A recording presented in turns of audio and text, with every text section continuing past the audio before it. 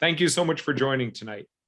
I'm really excited to be launching the job acquisition method, which is our online course. And for folks that either know me personally or have been following me on LinkedIn, my background was spent 26 years at lots of large corporations. So besides Google and Facebook and Salesforce and Tableau, I also spent time at American Express, about 6 years there, at UBS, at CIBC. So every acronym out there. I've also worked in baseball. I've worked in venture capital. I've worked at 21 different companies over my 26-year career. Actually, 33-year career, going back to when I was 14 as a grocery store clerk. And I have really kind of taken the job search into an operational challenge to figure out. And when I was at these tech companies, I was very focused on growing and developing and attracting and retaining talent. And even though I was never a recruiter, I would always be the first one to raise my hand and go on campus and to recruit people. When I was at Google one year, I was tasked with growing my support operations team from a team of 40 to a team of 80. And during that year, I interviewed 225 people myself. People on my team interviewed folks as well. I was interviewing them for level 3 to level 6 roles at Google. I've interviewed lots of people at lots of different companies. I've realized that the interview process can be beat, and people can learn how to be effective with interviews, to get more interviews, to get more offers, and to get more money. And what I've done with this course is essentially boil it down into a very digestible, self-paced learning that you can do on your own. And I'll talk a little bit about the course, but I'm really here to answer questions that you have. So there are some people that have questions in here that I've already put in the chat window, and I will answer those questions. I'll go through these, and as you have questions, please put them in the chat. I have some questions that folks have submitted offline as well, and I'll get to those. But I will answer the questions in the chat window here, and anything that's on your mind. I appreciate people taking time out of their valuable schedule to spend some time with me. I'm sure you have some questions about landing jobs in tech. Ask those questions. I'm happy to give you the answers. And if I don't know the answers, I'll either bullshit you or I'll tell you that I don't know. I'll likely tell you that I don't know. But most people have not been able to stump me on questions. So, question from Anuj. He wanted to know about the difference between roles and responsibilities of an AE, an account executive, versus an AM, like an account manager, versus a solution engineer at Tableau and Salesforce. So I'll explain it at Tableau and Salesforce, but also from my information from other companies. Those terms are used interchangeably. There's lots of different sales terms. You also have BDR, business development rep, SDR, sales development rep. You have account executives. One thing that wasn't mentioned here is a CSM, a customer success manager. But high level, some of the differences here. An account executive is usually selling products to a new customer, a net new customer. And they could be AEs at all different sizes of the pyramid of the company that they're serving. It could be the top of the barrel, like maybe you're at Salesforce and you're selling into an Amazon or a P&G or a Walmart or some large company, or you could be doing mid-sized sales, or you can be doing scaled sales. So, but account executives are sellers, and they're usually on quotas, and their compensation can be very high if they do a good job. And it is very fungible skill if you're good at AE, as an AE, a salesperson. An account manager is essentially the same thing. At Google, they call them account managers, sometimes account executives. Sometimes account managers are dealing with existing accounts, but it's essentially the sales process. A solution engineer is generally more technical. They work with the sales team to help with the technical integration to grease the wheels for sales. So those are the high level specifics there. They're all on the sales side. AEs, account managers, are more sales and soft skills and whining and dining. Solution engineers are more technical.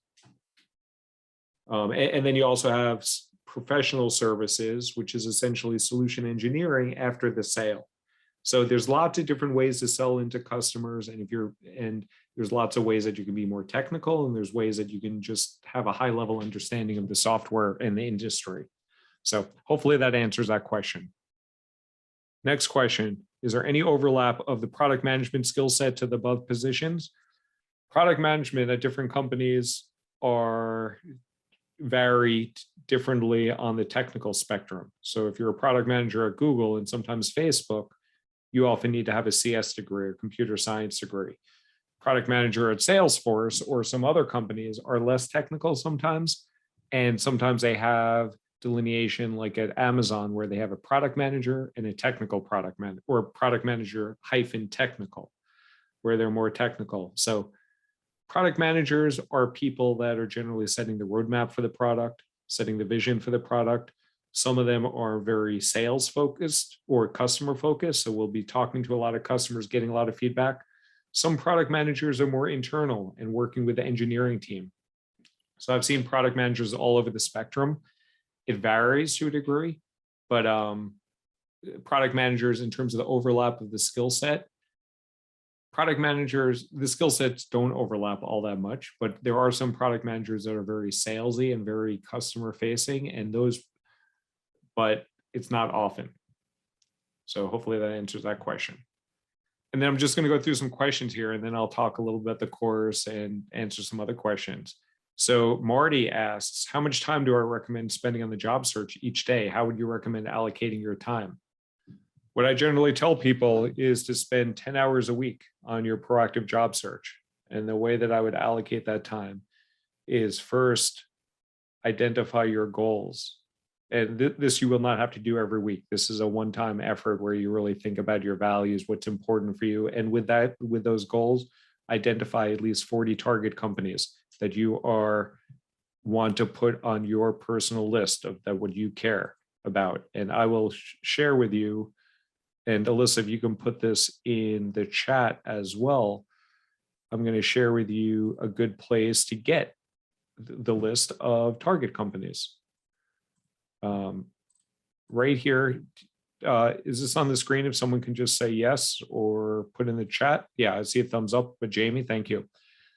If you go to our website and you go to resources and you go to top 100 companies, what we've done here is given you a list of 100 companies that are great companies, very focused on the tech industry, but they're not all tech companies. These companies will accelerate your career. They all have good ratings on Glassdoor. They have lots of jobs available. You can see how many jobs they have available. And when you go here, you will have hyperlinks right to the first party job site. And when I call it a first party job site, rather than going to Indeed, rather than going to LinkedIn, you go directly to those sites that the companies that you care about, and you go there and you look for those jobs on a weekly basis. And you see, this was posted today. This is a fresh job. And I know there's some questions on here about, oh, the economic environment sucks. Companies are all pulling jobs. There are pullback in jobs, but right here, I just looked at CrowdStrike, posted today, posted yesterday, posted yesterday, posted yesterday. Companies are still posting jobs. So in answer to the question of how much time to spend, about 10 hours. You establish your goals, you realistically assess your strengths. You do that up front. Then each week, what you do is you build your network, you build outreach, you build relationships with people at those 40 target companies that you are targeting. Then what you also do is when you have that target list of companies that you're working with, and let me call up a worksheet that we recommend. Let me show you this. So in our course, do people see on my screen now, it says Kadima Accountability Tracker? Yeah. So what you do is you create your list of 40 companies, you identify your motivators, And then you build out boosters at those companies. And once you have boosters at those companies, when you go to those companies on a weekly basis, your 40 companies, you will look for fresh jobs. And you'll look for the fresh jobs because a lot of the companies will sort them by freshness. And if you have a good job that's a good fit for your background, then you either apply. So you just click in here and you go to apply. And this is on, I can get into a lot of the minutia. This is on Workday. This is their application tracking system, Workday. It's a pain in the ass to apply here, but you apply one time and then you can apply over and over again to CrowdStrike. So you apply on a weekly basis, you prepare for your interviews, you actually will be getting more interviews and you will be negotiating offers. Negotiating offers will not take a lot of time, but essentially you're spending 10 hours a week of looking at the job boards of the companies that you care about, applying for the right roles, building outreach, having informational interviews, preparing for interviews, and actually going through those interviews. So that's the 10 hours that I generally recommend for people in their job search. And for folks in the Kadima program, you also can go through the online training and practice with that. There's also other things to do in terms of preparing for behavioral-based interviewing and things of that nature. But generally 10 hours a week, and it generally takes people about 3 to 6 months to find a job that they're excited about. I've worked with people, they've gotten jobs in 3 to 5 weeks, but more likely it's 3 to 6 months. So hopefully that answers that question. I probably over-answered that. So how much time do I recommend? 10 hours. Marty, is that any additional insight you need there? Yeah, that makes a lot of sense. I guess I was wondering, like, and I guess it depends on which stage in the job process you're in, but what percentage of your time do you recommend tweaking your resume, or do you recommend like using the same resume for different jobs at the same company? Because I know that when you go into the applicant tracking system, a lot of times it might look for different criteria, but if you are applying to the same sorts of jobs, I'm wondering if it's worth actually tweaking your resume for those purposes. Application tracking system, or the ATS, is the most misunderstood, overrated piece of software that people get intimidated by. I've worked with ATSs at all these tech companies. Google has built their own ATS out. Facebook created their own ATS on top of Workday. The ATS, essentially what it is more like a CRM, a customer relationship management tool. It brings in those resumes. And then what happens is usually a human recruiter is going to look at those resumes. So in answer to your question, you should be applying for jobs that play to your strength.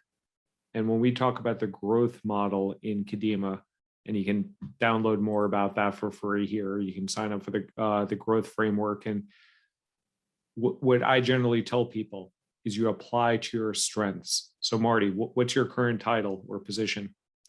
I'm Director of IT Business Analysis at Teach for America, but I have significant operations experience as well. So you apply for IT roles, you apply for operations roles, and you don't need to focus as much on customizing your resume, because the way that people get jobs is through people that they know, not through submitting a resume blindly. So what you will do is identify your 40 companies that you want to target. You'll start talking to people at those companies. You'll talk to them more about what you've done at TFA, Teach for America, and on your operations side, and you will ask them, where do you think someone with my skill set can be best utilized at Twilio or Spotify or SAP? And they will tell you, oh, we have an operations role here in the customer success team, and you should speak to so-and-so. So that is much more effective than trying to customize your resume for a role that likely will not get picked up in an ATS. Because if you're a Teach for America and you're competing with people that are coming from Microsoft or Capital One or some other company like that, it's going to be hard for you to stand out through submitting a resume when you're in the mix with 300 to 1,000 other people. So So I would say you spend some time on your resume, you get it objectively perfect. And what I mean by objectively perfect is no typos. It's clear, it's easy for people to read, because the average time that a recruiter or a hiring manager looks at a resume is between 6 and 60 seconds. So if you're spending 60 hours on your resume and you're coming up with 14 different iterations, that's not a good use of time based on how it's going to be looked at by the people that are making the decision about your career. Does that answer the question, Marty? Yeah, that makes a lot of sense. Thank you. Sure. Cool. I'm going to go through some other questions here. Can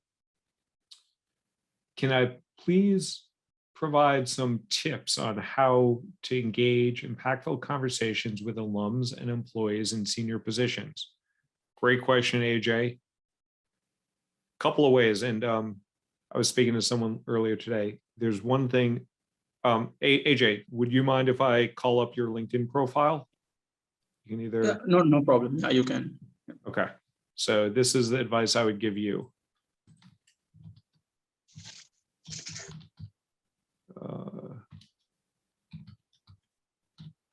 So yeah, we are connected. So for someone, and your question is, how do you engage impactful conversations with alums and employees in senior positions? So you went to Simon School, has a pretty good alumni network. And you also worked at JP Morgan. You also worked at Accenture. Those all have lots of employees that are now at companies that you want to work at. So you can look in LinkedIn and you can find people with those backgrounds, and you can be like, hey, I love connecting with former Accenture employees. I'd just love to connect with you. You don't say you're reaching out to them because they're at Google. You start to build that relationship, and you have lots of that outreach with people at Google, and you might send 20 messages and you might get 10 connection requests that come back to you. And of those 10 connection requests that they accept, that they're willing to connect with you, AJ, on LinkedIn, then you say, hey, thanks a lot for connecting with me. I'd love to learn a little bit how you moved from Accenture to Google. Would you be open to sharing some advice sometime in the coming weeks? And about half of those people will say, yeah, sure, I'll talk to you. So then you have like 2.5 people. Let's just say it's 2. And of those 2 people that you talk to, one of them is going to be awesome. One of them is just going to be there out of obligation. That person that is awesome, next time you see a great job at Google, you reach out to that awesome person, and they are going to be willing to help you out, not only out of their own good heart, because there are good people out there, but also in the case of Google, they're going to get $4,000 as a referral bonus. And I got 9 of those during my time at Google. So actually, I only got paid on 6. I got 9 referrals in because of technicalities. I didn't get paid on 3 of them. But the Google employees get $4,000. Facebook get between, I think, $2,000 and $5,000. I think Salesforce was, I don't know.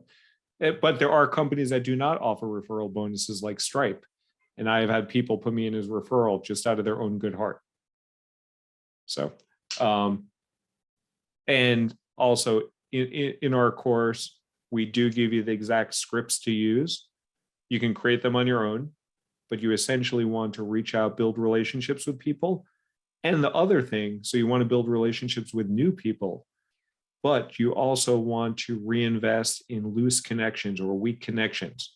So someone like you, AJ, you have 886 connections. It says followers, but I'm assuming they're mostly connections. So you may not even realize that you may have a buddy of yours that now works at Intel, or may work at VMware, or whatever company is on your list. So when you go to your network and you go to your connections, you can, and there's ways actually to download this all into a CSV if you prefer, but you can look at searching with filters of your first degree network, and you can go to the current company, and you can go to Google, and you'll be like, oh, like this is me. I'm imagining you don't have 423 connections there, but you may have a lot of first degree connections there, or let's do it. So, and maybe you haven't reached out to Stephen Trask in a couple of years. You reach out to Steven and you're like, hey, I remember when we had beers back in grade school or whatever. Maybe not, maybe that's not a good story to say with Steven. But anyway, you reach out and those loose connections are invaluable as well. And in terms of the level of position, ideally you get someone close to the area where you're Okay. in. So if you're like a salesperson, ideally someone in sales or BD. And then from a level position, ideally your level or one level above.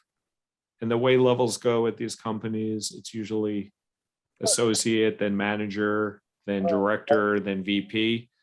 Don't be going for SVP. Don't be going don't try to connect with Sundar. He's probably not going to reply to you. He's the CEO of Google. He might, but I'm guessing he will not. Thank you, Alan. That Sure. was helpful. But if anybody wants to email Mark Benioff, his email is ceo@salesforce.com. And I know the team who monitors that. So if you ever want to try to connect with him, you can try reaching out to Benioff. Oh, nice. Yeah, I don't think you'll get a response because there's lots of gatekeepers between you and him. But that's his email that he always gives out at conferences. And the people that monitor his email get very upset because then they get a big influx of emails. Cool. So there's a question from Orlin. Been trying to apply directly to tech companies for permanent roles, but haven't been successful. Starting a one-year contract role at Microsoft through a recruitment agency. How do I increase my chances of converting this to a permanent appointment as soon as possible and negotiate a higher salary? Okay, so there's two steps in this. One, it's like, how do you move from a TVC, and a lot of these tech companies call them TVCs, temps, vendors, and contractors. How do you change, move from a contractor at Microsoft to a full-time job? The way you do that is, first off, you kick ass in your job, because whenever you are applying for a job, they are going to be speaking to the people that you're working with and say, hey, is this guy Orlin? I don't know if you're a guy, but is this person Orlin a good worker? Secondly, so first you kick ass in the job. That's number one thing. Secondly, you build out your network internally. So once you're inside the walls there, you have access to their intranet. You can start having coffee chats or virtual chats with people and understand what they do and have informational interviews with them. Third, you should be looking externally also. Do not put all your eggs in the Microsoft basket. It might be very, very much easier for you to get converted to a full-time job at Facebook than to move into a full-time job at Microsoft, because there's going to actually be some friction against you doing that because they know they have you as a contractor for a year. And it might be on a 6-month renewal agreement. But so the 3 ways you do it is 1, kick ass in your job. 2, network. 3, put baskets in 39 other target companies outside of Microsoft. Hope that answers your question, Orlin. Yeah, it does. Thank you. Sure. Okay. Oh, Alyssa, you gave Benioff's email out there. So yeah, everyone can email Mark Benioff. Don't say where you got the name, the email from, please. Let's see. So are there other questions on people's mind? I can go through the course a little bit, and actually let me share the course. But if anyone has any questions, I'd love to know why people actually spent their good time to share it with me and what I can help answer for them. And I see a question from Courtney. Yes, and you sent this to me in LinkedIn, and I had this in my sheet, and my bad. So question is, talk about the impending tech bubble, decrease in public tech stock prices, hiring freezes, layoffs. How long will it last? If I knew how long it would last, I would not be doing this. I would be investing in the stock market. I don't know how long it's going to last. Is it now still a good time to go into the tech, given these macro factors? So one thing that we do here in the Kadima team, actually my 16-year-old son does this, but every week he looks at the job boards of the top 100 companies, and he tracks for me. He's building actually a scraping tool, but he's only 16, so he's still working on it. Until then, he goes to the sites and he looks at how many jobs are open at each of those companies, and we track those trends. And we've, even though it says we're only doing it since here, we've actually tracked it from a long time ago, since actually it doesn't, this is an old spreadsheet, but we've been tracking it since July of 2020. But over the last 4 weeks, here are the jobs that are available at these companies. There are still 500,000 jobs available at these companies. And here are the trends week over week. If you take out the two Goliaths in the industry, Amazon, who has like 98,000 jobs open, and Deloitte, which hires a lot of tech contractors, about 100,000, you're still talking 320,000 jobs, or an average of 3,274 jobs per company. And if you pick any company on this list, like here, PayPal, 2,832 jobs open. So there are still lots of jobs open. There's still lots of opportunity. The companies are being more selective about the roles. They are definitely pulling back some non-core roles, but these companies are hiring. I was at Salesforce during COVID. We pulled back our hiring about 40%, maybe 50% during that time, but we never stopped the hiring. I was at American Express in 2007, 2008 during the financial crisis. There, even we were hiring for core roles, and that was in the financial sector. So there are jobs open. There are still tons of jobs open. So hopefully that answers your question, Courtney. And if you have a follow-up, happy to take it either verbally or in the chat. Does that answer your question, Courtney?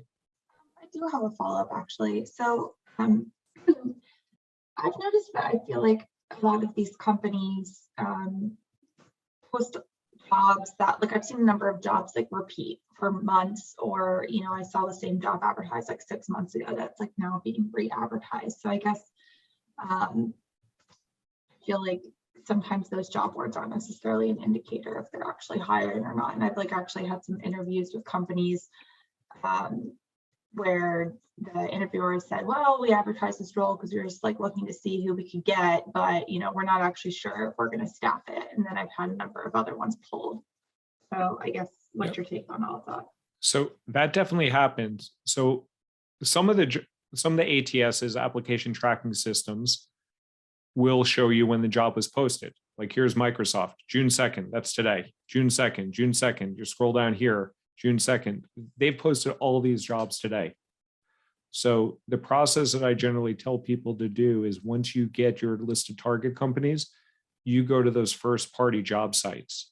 You don't wait for LinkedIn, you don't wait for Indeed, you don't wait for Glassdoor, you go to those first party job sites on a weekly basis, and you look to see what is fresh since the last week.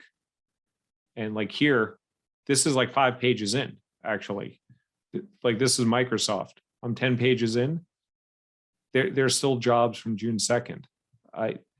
So they're still hiring a lot.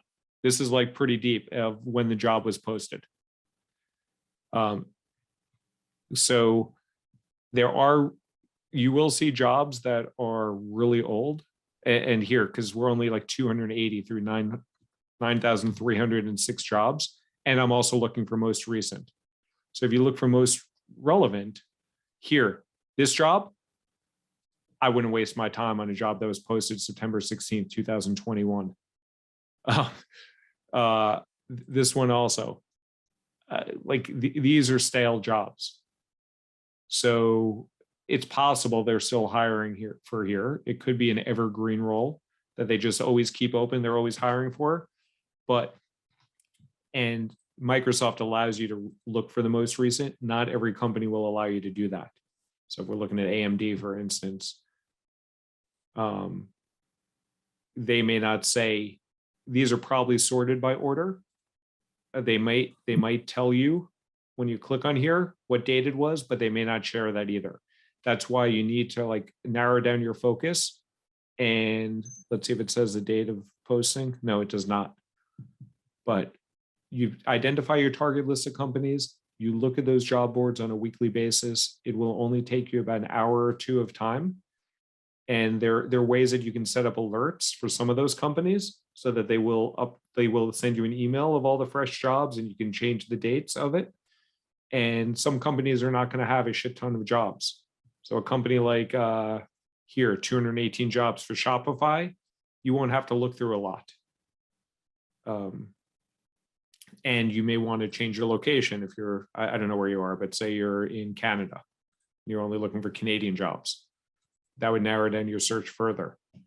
So anyway, there are jobs out there that are a waste of your time, but there are tons of jobs out there that are fresh and available and just got posted today. Does that answer your question, Courtney? Cool. Let's see. There's a question from Marty. My career path has hopped around a lot. How do I string these experiences together to get selected over people who have more linear career path? I've been all over the place also. The way you get past that is having conversations with people, telling them a little bit about you, but more asking advice for what advice would you have for someone with me to get a job here at Shopify? And I'm looking at your background. You said teacher, dean of operations, Salesforce intern, director of data, director of business analysis. I see that there is upward trajectory in terms of getting promoted within some of those companies. That's always a good thing. You went from a teacher to like a scaled operations, like dean of operations. So that shows that you've probably worked with cross-functional partners and different levels of individuals. So that will come through. But a lot of what you're going to do, because you do not have the name brand companies, Teach for America. By the way, I've hired people from Teach for America. When I was at Google, I hired 2 people from Teach for America, and they were awesome. They were great employees. And they came in as technical support specialists, but they were good at teaching our customers what they needed to do. So they had a lot of transferable skills and they were prepared for the interviews. So, and I think both of those people came in through referrals, internal referrals within Google, and someone said something good about them that made me as a hiring manager willing to look at their resume. And even though it was a non-traditional resume, the resume was objectively perfect. They didn't have typos. It was easy to read. And it came from a referral. And I was like, okay, it's worth talking to these people. And they wound up getting hired, 2 different people. And one person has had a fantastic trajectory there. The other one is okay, but one person has had like he's fine. They're both there 5 years later, but one of them has got promoted multiple times. So can I comment on importance of location? Elon's comment for Tesla and SpaceX, remote future might be dead. So Courtney, I can tell you're reading a lot of TechCrunch and the information and maybe Gary's guide and Crunchbase and things like that, all good things to read. If Elon has a lot of stuff to say. In terms of location, generally what I advise people to do is be as flexible with location as you can early on in the process to keep your options open. So where are you based now, Courtney? I'm in Philadelphia right now. Okay. But I lived in New York for a while, but New York's so expensive right now. Yeah, I can tell it. I'm from Brooklyn. I have relatives in Philadelphia. I've been talking about like moving down there. We're not going to do that anytime soon. But anyway, but if you in your mind would be like, okay, if Google hired me, I don't know if Google's your top company. Like, what are some top companies that are on top of your list, Courtney? So I'm very interested in digital health. So, you know, it could be a Google Noom. if it's working on like a health focused thing, but like a Whoop or an Aura, Parsley Health. Okay, Noom, companies like that. So if you think like maybe Google would hire you for Verily, their health tech area, if they were to make you an offer giving you $100,000 more than you're currently making and relocate you out to California, would you take that opportunity?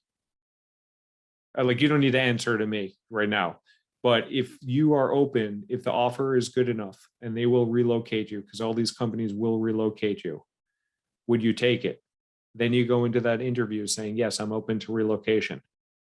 and you go through the process and if you get the offer, once you get the offer, you all of a sudden have you have leverage.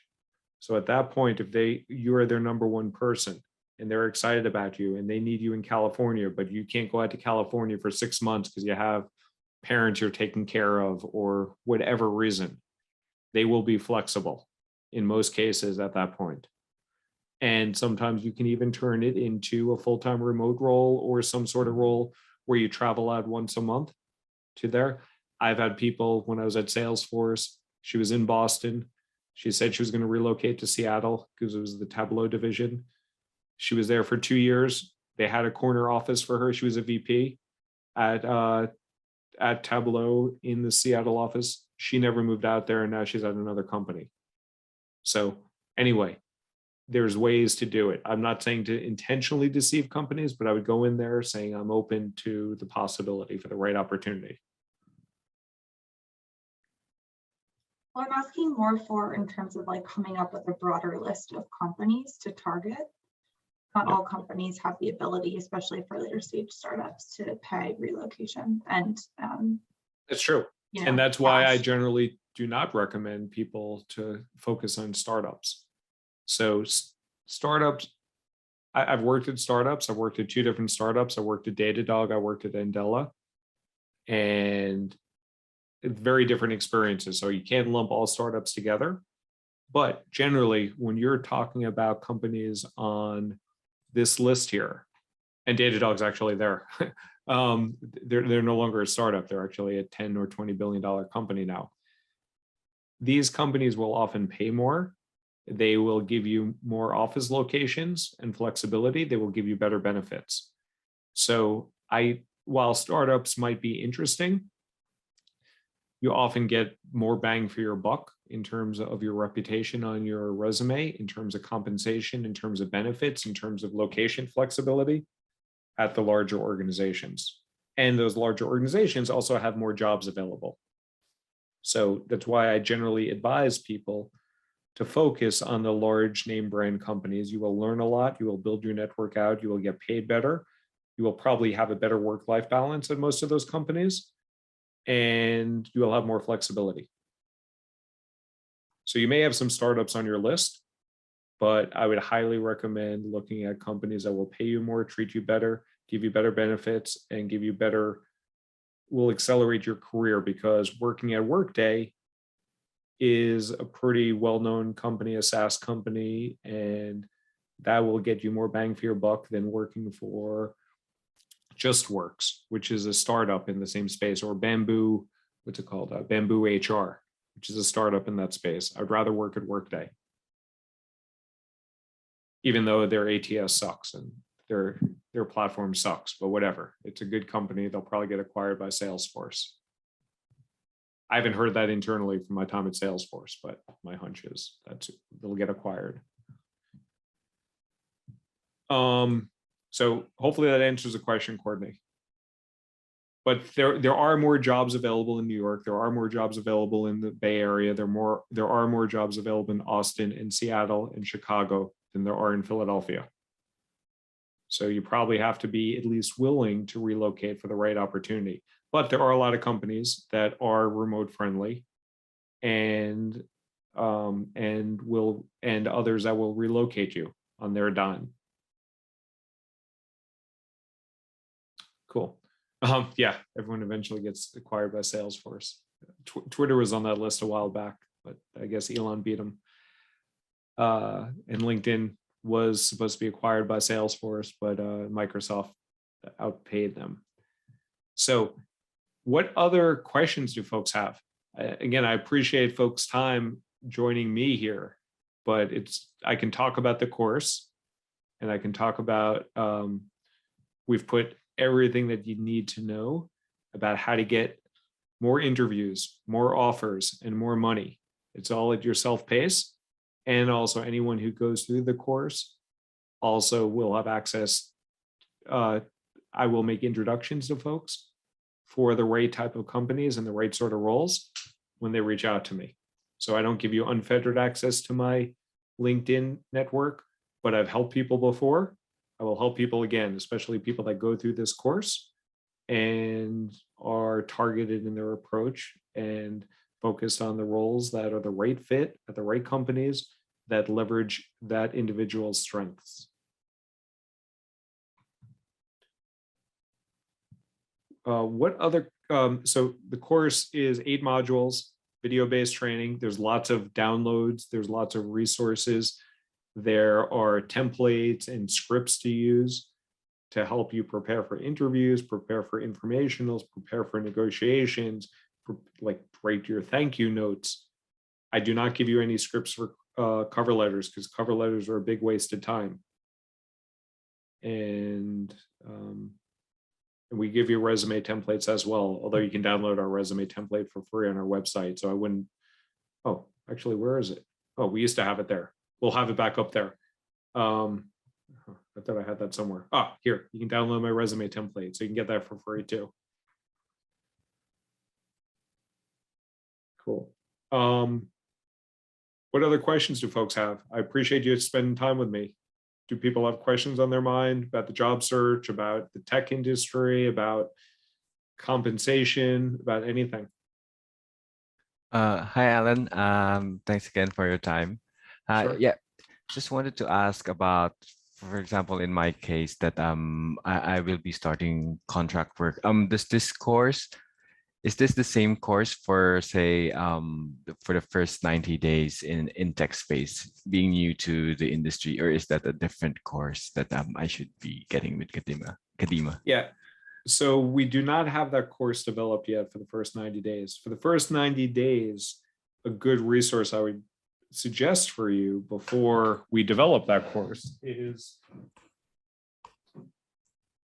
this book, The First 90 Days by Michael Watkins.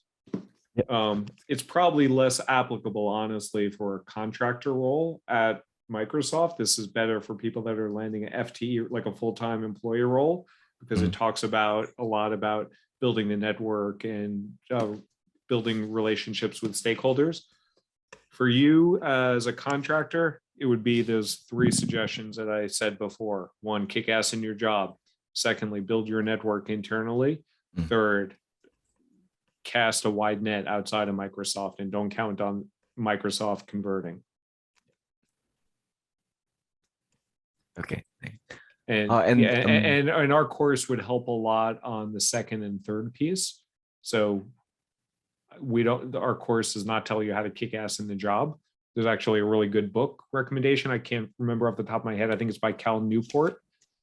If you follow up with me on LinkedIn, I can remember the name, or if anybody remembers, I think it's like the book is called like, well, I'll Google that while we're talking and I'll put that in the chat. Yeah. But okay, thanks. yeah, but hopefully that answers your question. What other questions do people have on their mind? It's called So Good They Can't Ignore You. That's the book by Cal Newport. I have not read it, but I've heard great things about it. And I like Cal Newport. He's a good practical writer on productivity and effective habits. Yeah. Excellent. Thank you. Sure.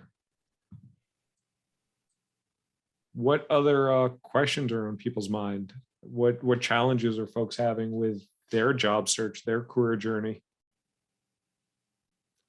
What's a criteria we use to formulate the list of 100 companies? The criteria we used is employee reviews. So we looked at Glassdoor and we looked at some of the top surveys that use good analytical methods. We looked at the number of jobs that are available. We surveyed hiring managers and recruiters in terms of which companies are well respected by them. And we looked at some compensation numbers. And based on all that, a lot of the information also was on Glassdoor reviews. We looked at Glassdoor reviews, which is a pretty good resource. We looked at that and we did a combination of those 5 factors, and then we ranked them. And if you want to argue that Dell is better than Adobe, or Cisco is better than LinkedIn or something like that, whatever. I can't defend that, but what I can say is getting a job at any of these 100 companies will accelerate your career. They are good brand names. They will give you good career opportunities, and it will accelerate your career. And they're not all in the tech industry. A lot of them are, or tech adjacent. I have a question, Alan. Yeah, sure, Anuj. For the companies that you have listed, is there a way to also know about the work-life balance and the culture within the organization? Yep. With your resources. So not with my resources, but you can find a great free resource at Glassdoor, which does a pretty good job of that. So if you were going to look at like Twilio, for instance, Glassdoor is pretty good. You see 802 reviews. If it has more than 100 reviews, it's a pretty good sign. You click over here, you look here, work-life balance, 4.3, that's good. What I like to look at is a number north of 4 here. And then I like to look at what the outliers are. So here, there's no big outlier at Twilio. If you look at a company like Amazon, you will see a very poor work-life balance. But you need to take that one with a little bit more of a grain of salt, because if you look at the reviews, there's 127,000 reviews. There's very different type of jobs there. There's delivery drivers, there's distribution workers. There's people that get treated pretty poorly at some of these warehouses that are unionizing. However, so here, Amazon's review on Glassdoor, I would take with more of a grain of salt, but there's lots of information out there. And I can tell you that Amazon is very erratic with a work-life balance. So it depends on the team and the group that you're part of. The comp and benefits, if you do well there, you can get compensated very well.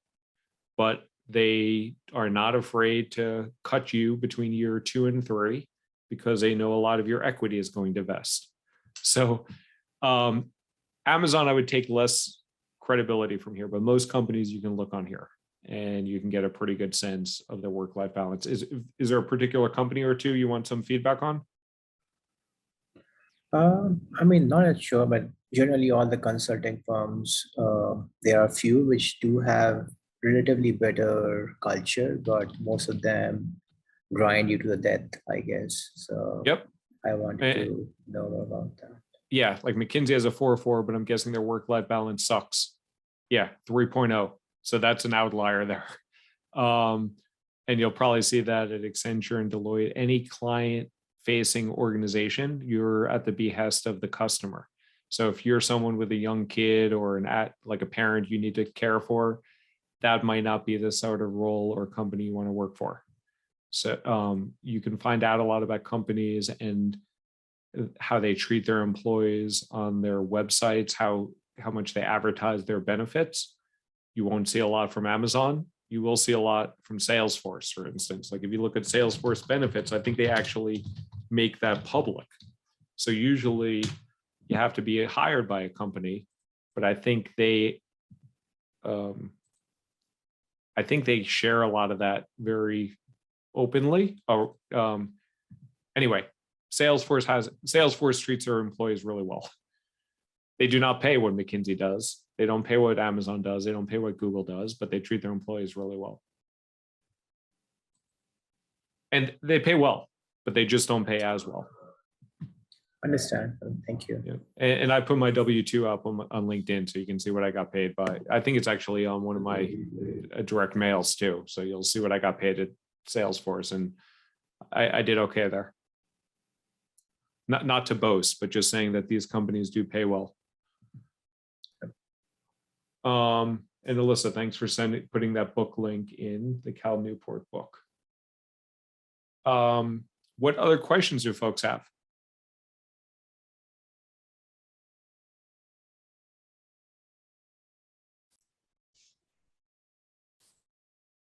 What other things did you want answers to? So you're taking an hour out of your time, and I appreciate that, to spend some time with me. How else can I help answer any questions, answer questions about our course? The The course comes with a 30-day money back guarantee. We've never had to give money back, but we do offer that. If people want their money back, we do ask 2 questions: what we could have done better and why you want your money back, and then we give you your money back.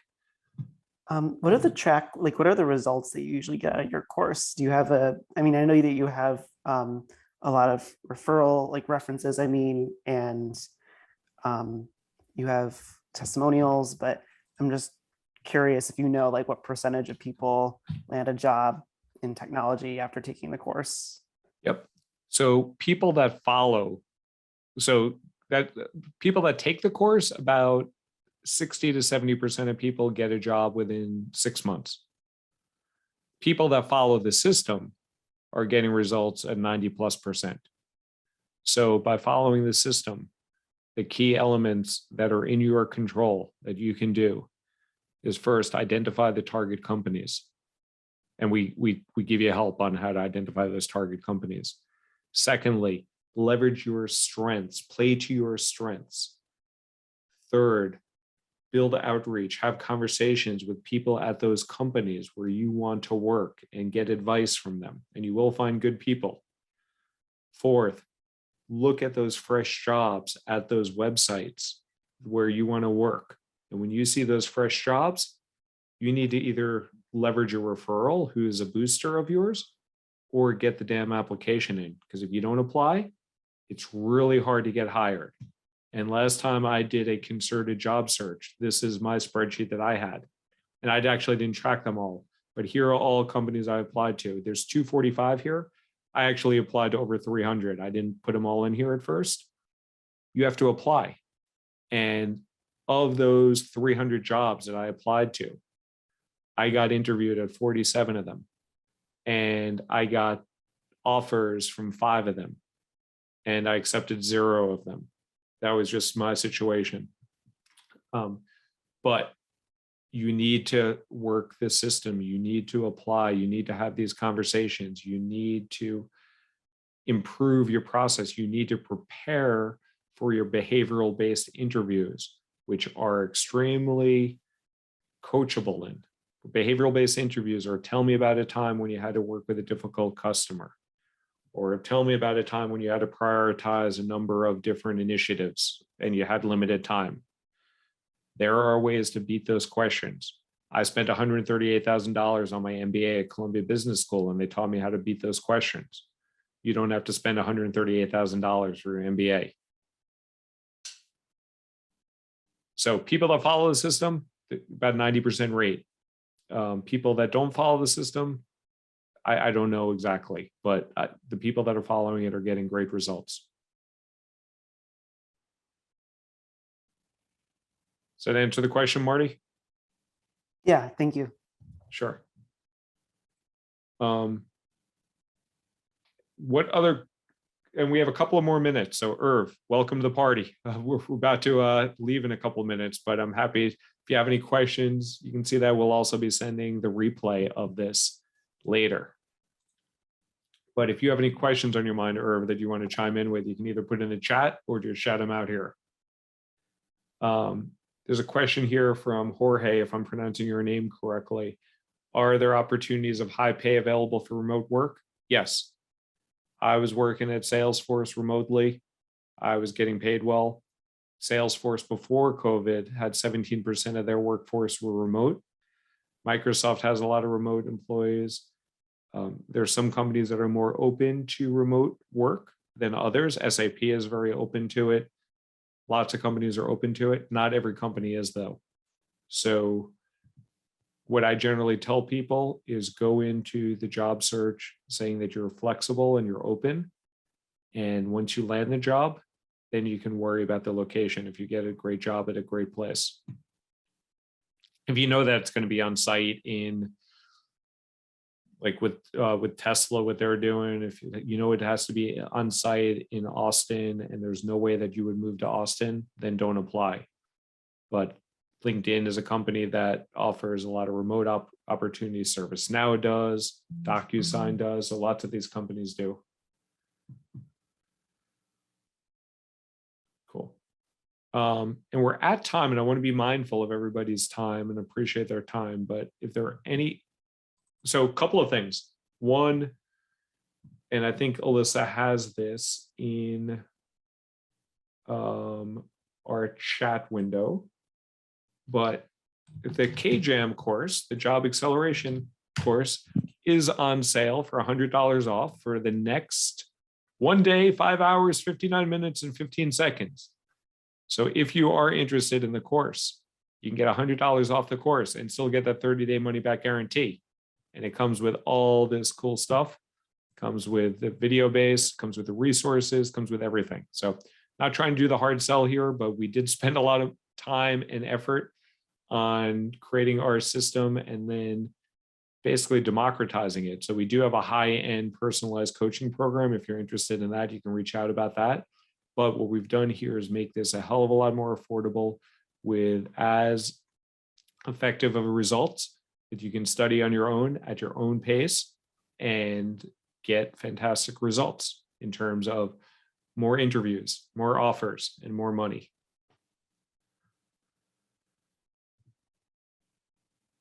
Any last questions from folks here?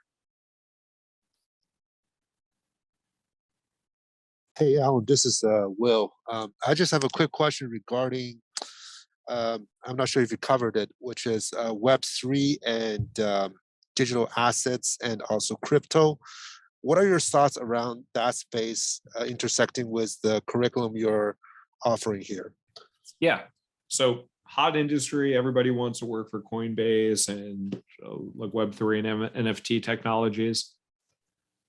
I personally am not bullish on that stuff. That's just me. What the hell do I know?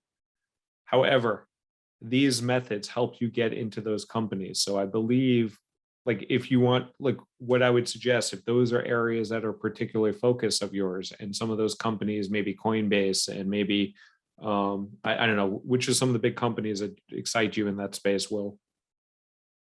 Yeah, I think the different exchanges like, Coinbase, Binance, there's all these sort of decentralized Yep.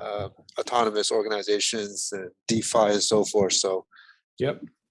So what I suggest doing is you can build those into your target companies. What I would do is recommend that you look at either our site to see if they made our top 100 list, and not that our top 100 is the end all be all, but if it's not on there, and I think Coinbase actually is on here. Let me see if it is. Yeah, Coinbase is on here. But if it's not on here, just do a little due diligence before you apply to the company and just check out Glassdoor, see what they say about the company, see what the reviews are, because some of these companies are pretty shitty. And, but you can use our approach for that industry, for those companies, and you figure out your list of 40 companies. Your 40 companies do not need to come from the 100 companies here that we suggest. TikTok is not on here, I don't think, but a lot of people want to work for TikTok. I don't have TikTok on here because of the work-life balance and for some other things, but just because it's not on this list doesn't mean it's not on your list. Does that answer your question, Will? yes, thank you. But Alan. And That's helpful. the approach works the same. You identify your 40 companies, you identify your strength, you create outreach into those 40 companies where you want to work, you get applications in, you prepare for the interview, and the way that those companies interview are not going to be so different than the way other companies interview. They may ask about different subject matter, but if that's an area that you're familiar with and that you're strong in, that will not be particularly hard for you. And then when you get the offer, you can negotiate with them the same way you can negotiate with Amazon or Google. They may not have as many RSUs, restricted stock units, and other compensation levers to throw your way, but it's essentially the same process. I've helped people get into sports. I've helped people get into CPG, consumer packaged goods. It's the same method. I focus on the tech industry. I focus on established tech companies because they're hiring a lot. They pay a lot. They treat their employees well, and also they're talking a big game about diversity. And I am fundamentally trying to help underrepresented, underestimated, underpaid talent land great jobs. Great. Thank you, Alan. Sure. And I didn't catch the actual price tag for your course. How much is it? I'm just curious. It is $597, but if you buy it in the next 24 hours, or actually it's $497. Got it. It's $100 off for the next day and 5 hours. Okay, great. Thank you. You just click here and then you can $100 off. Do not check this. Someone did this by accident and then you lose a coupon. And then you have to pay the full price. So you got to go back. So that's something we're trying to fix. But if you get on this page, assuming that you want the $100 off, do not X that $100 off. Cool. Any last questions? And thank you for everyone for staying a little bit later. Appreciate that. Any last questions before we sign off for the day?